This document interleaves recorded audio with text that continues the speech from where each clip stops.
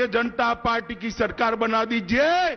पहली ही कैबिनेट में जो आपका 12,000 रुपया चला गया उसके समेत अगले साल का 6,000 रुपया, 18,000 रुपया आपके अकाउंट में ट्रांसफर करने का काम भारतीय जनता पार्टी। देखिए, ये जुमला है।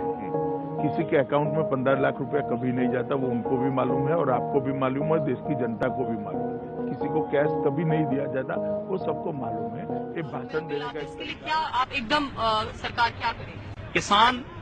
किसान पहले डीजल चला करके 25-26 रुपए पर यूनिट बिजली खर्च करता था, डीजल सिप के माध्यम से 25-26 रुपए पर यूनिट उसे पड़ता था, आज 80 रुपए पर यूनिट उसे हम बिजली दे रहे हैं। तो इतना अंतर आया है, उनके जीवन में व्यापक परिवर्तन ही देखने को मिला। बिल बढ़ गए हैं, हजारों में बिल। मुसलमान, इस्लाम एक ऐसी चीज है, एक ऐसी वस्तु हो गई है जिसके वजह से पूरा राजनीतिक उसके आसपास घूमता है। मुझे कभी कभी समझ में नहीं आता कि अगर ये इस्लाम और मुसलमान भारत में न होता तो ये भारतीय जनता पार्टी वाले बेचारे भिखमंगे तो भूखे मर गए होते। अब हिंदू इतनी नीच कौम, इतनी घटिया कौम, ये बच्चे नहीं पैदा कर पाए और काम तो करते क्या? मुसलमान जब चलेगा तो छाती काट के चलता है, हिंदू का लड़का छाती झुका के चलता है। हिंदू की लड़की छाती निकाल के चलती है, मुसलमान की लड़की छाती दबा के चलती है। ये बहुत बड़ा अंतर, मैं इसे कह रहा हूं भाई।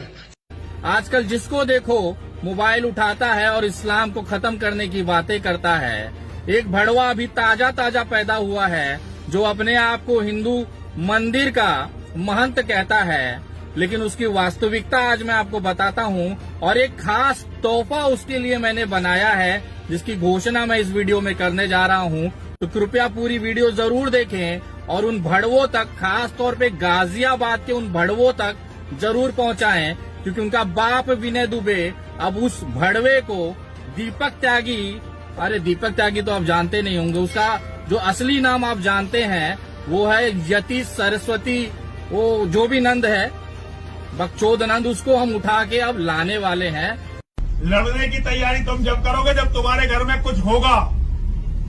हर हिंदू के 5-6 बच्चे होने चाहिए, 5-6 बच्चे कम से कम, और बच्चे लड़ने के लायक होने चाहिए। घर में हथियार होने चाहिए, कैसे ही करके लाओ, प्लॉट बेच के लाओ, अपनी औरतों के जेवर बेच के लाओ, कुछ भी बेच के लाओ, घर में हथियार और स्वामी जी बच्चे अगर नहीं है तो भैया समझ लो तालिबान आया हुआ तुम्हारे सर पे। लीज पर है, भारत कंप्लीटली आजाद नहीं है। एक सेकंड, अरे ये बहुत बड़ी बात कह रही हैं। 99 साल की लीज थोड़ा एक्सप्लेन करेंगे? जी हाँ, आप इतिहास के पन्ने उठाकर देखिए, उस टाइम पर जो ब्रिटिश सरकार में जो नेता थे, मैं बता रही हूँ। अरे सुन तो लीजिए पहले पूरी बात जी। जब स्वतंत्रता की बात चली और स्वतंत्रता आंदोलन चल रहे थे तो आदरणीय नेहरू जी और महात्मा गांधी जी जब आगे थे तो सरकार देना नहीं चाह रहा था ब्रिटिश क्राउन, और उन्हीं की ही शपथ ली गई थी, क्योंकि उस टाइम पे इलेक्शन नहीं हुए थे। नेहरू गांधी ने किसकी शपथ ली थी? ब्रिटिश क्राउन की शपथ ली थी, ना कि भारत के संविधान की शपथ ली गई थी। ये मुख्य प्रधानमंत्री पहले बन गए थे, 1951 में चुनाव हुए, उसके बाद फिर पार्टी बनी, तब जाके अपना संविधान लागू हुआ था। और ये उस टाइम पे संविधान, आपको भी पता होगा, आज के प्रधानमंत्री जब शपथ लेता है तो वो भारतीय संविधान की शपथ लेता है। नहीं, वो लेकिन 99 साल की लीज, मैं बता रही हूँ, ये ब्रिटिश क्राउन ने भारत को 99 साल की लीज पर दिया हुआ है। ये कम्प्लीटली आजाद नहीं है भारत है। एक सेकंड, मैं इसके तथ्य प्रस्तुत कर सकती हूँ आपको जी। अरे पूछने तो दो भैया। एक सेकंड। रुचि पाठक, भारतीय जनता युवा मोर्चा की प्रवक्ता, लल्लन टॉप अड्डे के मंच पर ये कह रही हैं कि हमें बरतानिया हुकूमत से, ब्रिटिश क्राउन से 15 अगस्त 1947 को जो आजादी मिली है वो 99 साल की लीज पर है। कहाँ लिखा है ये? मैं आपको प्रस्तुत,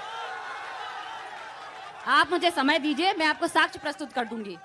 क्योंकि ये अगर इतनी बड़ी बात है, ये तो आज तक किसी प्रधानमंत्री ने इसका जिक्र नहीं किया, ना भाजपा के, ना कांग्रेस के, ना दूसरे दलों के, किसी संविधान विशेषज्ञ ने इस बात का जिक्र नहीं किया, ब्रिटेन ने इसका जिक्र नहीं किया, भारत ने नहीं किया। हालांकि कुछ यूट्यूब के वायरल वीडियोस में कहीं की ईंट कहीं का रोड़ा जोड़ के ये थ्योरी चलाई जा रही, पर इसका कोई साक्ष्य नहीं है। तो आप समझ दीजिए ना। कौन है ये लोग, कहां से आते हैं? केजरीवाल जी बिजली पानी फ्री दे रहे हैं, वो आगे आने वाले 5 साल में फ्री देंगे क्या? ये गवर्नमेंट फ्री देती है चीजें, उसके पास फ्री देने के लिए पैसा कहां से आता है? ये बड़ा अच्छा प्रश्न है। 2 प्रश्न है इनके। पहला प्रश्न है, ये कई विपक्षी दल कह रहे हैं कि केजरीवाल बस चुनाव तक दे रहा है, उसके बाद नहीं देगा। तो कई लोग है ना, कई लोगों के मन में भी है। कई इलाके में मैं जाता हूँ, मेरे से महिलाएं पूछती है, सर ये बस फ्री चुनाव के बाद भी रहेगी नहीं रहेगी? है ना, कई लोग कह रहे हैं। तो जाके बता देना, और जितने टीवी चैनल देख रहे हैं वो भी समझ लें, विपक्षी दलों ने कह दिया है कि वो किसी भी चीज को फ्री देने के खिलाफ हैं। तो अगर आप उनको वोट दोगे तो चुनाव के बाद खत्म हो जाएगा, और हमको वोट दोगे तो 5 साल और चलेगा। तो मुफ्त बिजली भी चलेगी 5 साल। पार्ट 2, पैसे कहां से आते हैं, ये पूछ रहे हैं, पैसे कहां से आते हैं? महिलाओं का सफर हमने फ्री करा, टोटल बहन जी 140 करोड़ का खर्चा आया। अभी अभी गुजरात के मुख्यमंत्री ने अपने लिए हवाई जहाज खरीदा है 190 करोड़ का, 170 नहीं 190 करोड़ का। उन्होंने 190 करोड़ का हवाई जहाज खरीदा है। मैंने अपने लिए हवाई जहाज नहीं खरीदा, मैंने आपकी यात्रा मुफ्त कर दी।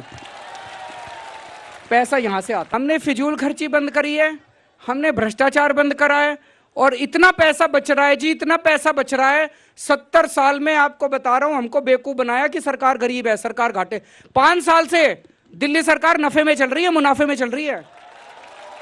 आपका बिजली मुफ्त कर दी, पानी मुफ्त कर दिया, किराया मुफ्त कर दिया, इतने सारे काम कर दिए, तीर्थ यात्रा मुफ्त कर दी, इतनी स्कूल बना दिए, इतने अस्पताल बना दिए, इतनी सड़कें बना दी, और फिर भी दिल्ली का बजट मुनाफे में चल रहा है। दफ्तर बंद करते जा रहे हैं। अब आपको सरकारी दफ्तर आने की जरूरत नहीं है। दिल्ली में हमने एक नंबर जारी किया है 1076, उस पर अगर आप फ़ोन करो तो आपसे पूछते हैं कि जी आपको सरकार में क्या काम कराना है, तो आप कहते हो मेरे को राशन कार्ड बनवाना है। तो वहाँ से कहा जाता है कि राशन कार्ड बनवाने के लिए ये कागज़ तैयार कर लो।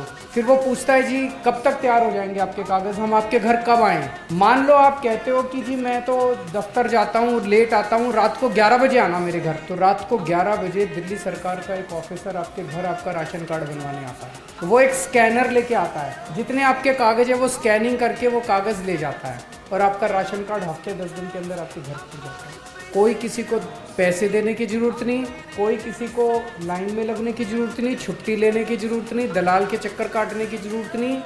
साफ सुथरा सिस्टम है।